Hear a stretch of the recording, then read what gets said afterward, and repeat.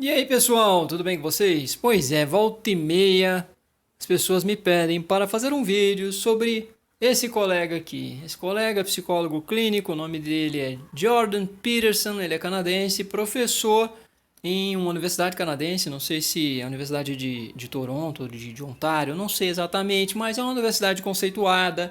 E hoje ele tem sido considerado, já mais ou menos há uns 5 anos, ele tem sido considerado como um dos grandes intelectuais do momento, um dos que mais tem causado frisson, frenesi na mídia, eu vou dizer. Não é no meio acadêmico, tá? Não é isso que eu sinto. Então ele está sendo considerado um grande intelectual em nível mundial e causado um certo rebuliço no meio, porque ele tem causado um certo impacto, mas é no meio, na minha compreensão, no meio mais midiático, no meio de livros e livros pop de acesso às pessoas. Então ele é mais uma figura popular provinda do meio acadêmico, na minha concepção, do que alguém que esteja adquirindo essa popularidade, não vou dizer popularidade, mas essa projeção no meio acadêmico. Então, no meio acadêmico eu não vejo que ele tem essa projeção. Ele tem essa projeção com o público geral. E vendendo livros, fazendo palestras, dando aulas, viajando. Então, com o público geral, ele está tendo então uma projeção grande. E é uma projeção maior com o público conservador, o público mais à direita, inclusive o público de extrema direita.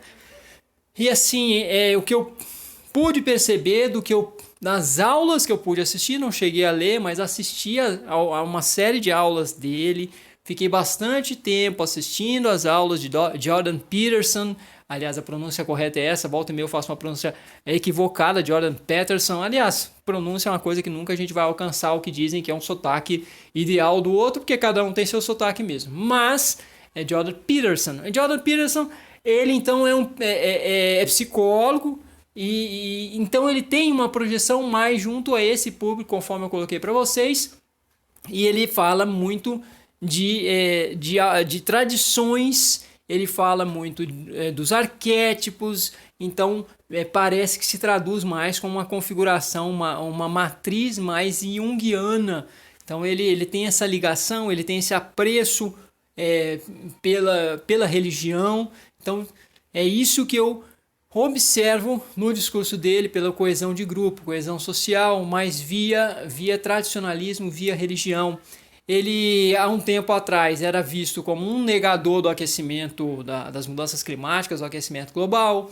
Então ele tem algumas posições muito alinhadas com os conservadores, com o Partido Republicano Norte-Americano, com essas perspectivas que, para quem está de um lado mais progressista, não são muito bem vistas, não há apreço por isso. Na minha concepção pessoal, não tenho muito apreço, não vejo com bons olhos alguém que faz negação das mudanças climáticas, por exemplo. Então, ele tem é muito bem visto com esse público mais à direita, inclusive extrema direita, que inclusive um público conservador ou mais à extrema direita ressentido com os avanços da liberalização dos costumes, com os avanços das pautas de setores mais minoritários, das minorias.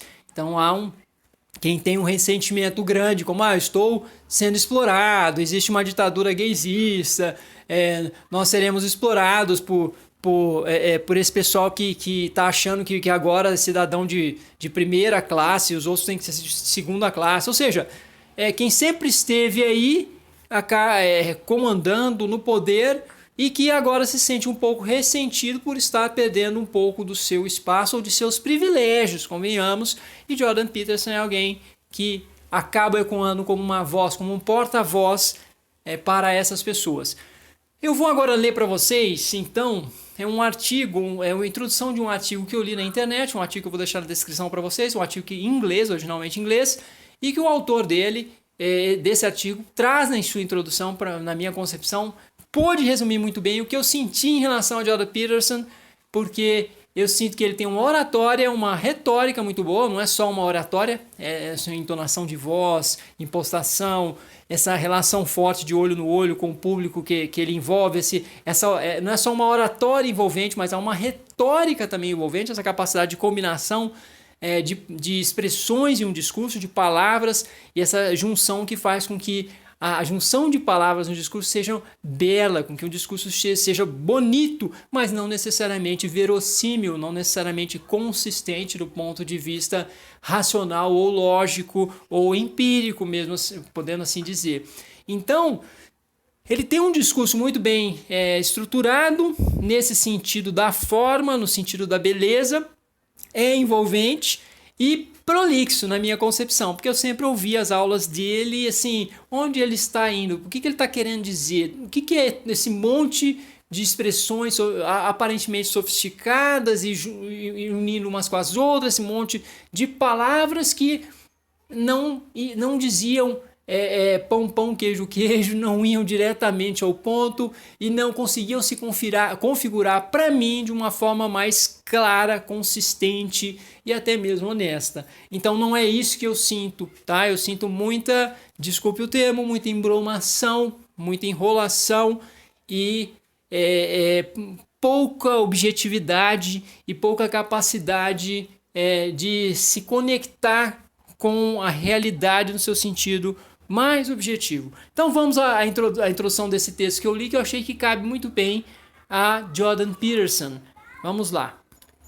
Vocês me perdoem, não trouxe o nome do autor aqui para vocês, mas estará na descrição. Colocarei tudo certinho para vocês poderem ler esse artigo na sua integralidade.